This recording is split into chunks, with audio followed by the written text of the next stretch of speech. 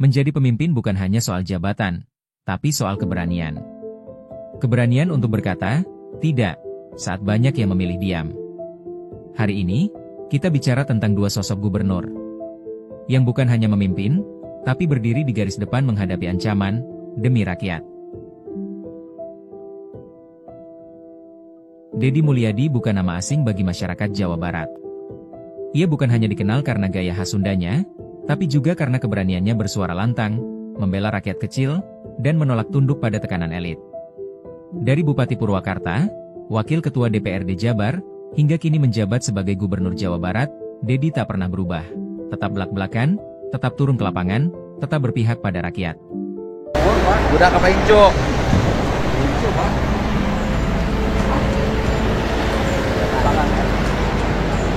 Namun di balik senyumnya, ada tekanan yang tak sedikit. Pada tahun 2024, ia terang-terangan mengaku menerima ancaman pembunuhan. Yang berat itu ketika jadi bupati. Anggarannya kecil, tiap hari dihujat, dikafirkan, tidak menguasai media, usianya baru 35 tahun, tekanan dalam setiap hari, ketika di rumah tekanan makin berat, makin berat, makin berat. Dan bagi saya, justru itulah perjalanan saya yang bisa dilewati. Dan saya ngalamin sebuah peristiwa, AA waktu itu, kelas 2 SD.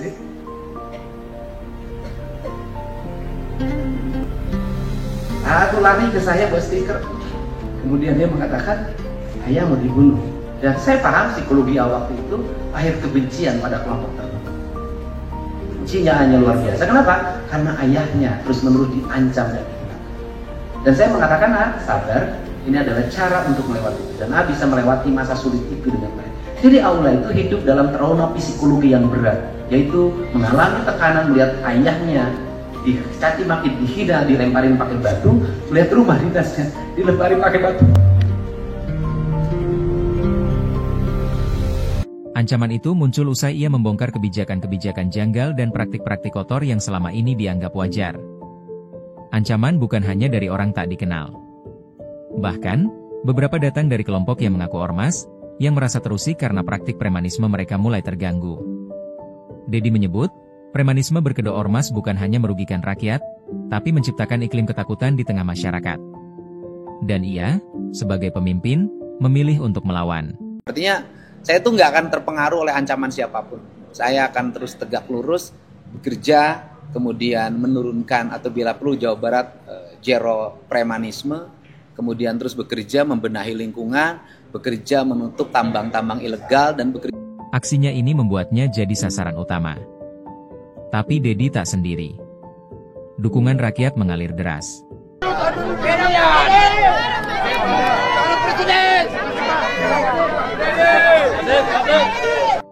Banyak yang menyebut, baru kali ini ada pemimpin yang benar-benar berdiri di depan rakyat, bukan di belakang kekuasaan.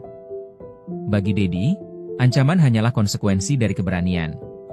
Ia percaya, pemimpin yang benar tak akan mati karena dibenci, tapi akan dikenang karena keberpihakan.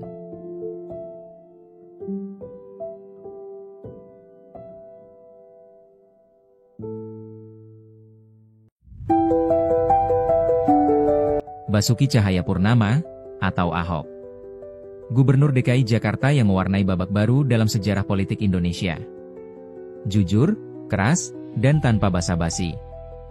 Di era kepemimpinannya, Ahok membongkar praktik mafia tanah, anggaran siluman, dan budaya korupsi di birokrasi Jakarta. Oh, kasus tanah kita agak masih pelajari ya. Coba, Pak Wali, Pak. Pak Wali, kamu bongkar-bongkar rumah orang salah alamat lagi. Ini ada pengaduan, saya lihat kamu ngaco. Tadi urus sama orang saya nih, tanyain sama dia yang mana. Sertifikatnya di mana, yang dibongkar di mana. Jangan jadi centeng-centeng orang, buat ngurusnya. Ya Pak, saya punya. Tapi kebenaran selalu punya harga. Ahok bukan hanya dikritik, tapi diancam, dijatuhkan, bahkan dipenjara. Semua karena satu hal, ia menolak untuk kompromi terhadap yang salah. Seorang politisi itu harusnya tidak memikirkan kepentingan pribadi. Harusnya. Ya. Karena kalau kepentingan orang banyak, keuntungan orang banyak, kesejahteraan orang banyak, kan kesejahteraan kamu juga. Itu berarti politik yang sesungguhnya. Itu yang saya anut gitu loh. Yang tadi saya bilang kan, kalau kekuasaan nggak ada cinta negara, atau cinta negara saya tambahkan negara rakyat gitu ya.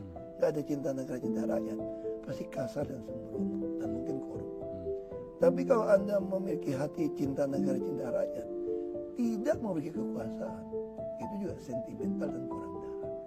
Lalu ketika Anda memiliki kekuasaan, apa sih kekuasaan posisi terbaik itu? Ketika dia suka mengimplementasikan tuntutan keadilan sosial. Lalu keadilan di posisi terbaik itu apa? Ketika menggunakan kekuasaan, mengkoreksi segala sesuatu yang berdiri menentang cinta negara, cinta rakyat. Selama dalam tahanan, ia tak pernah menyalahkan. Bahkan berkata, lebih baik saya dipenjara karena berkata benar, daripada bebas tapi berbohong.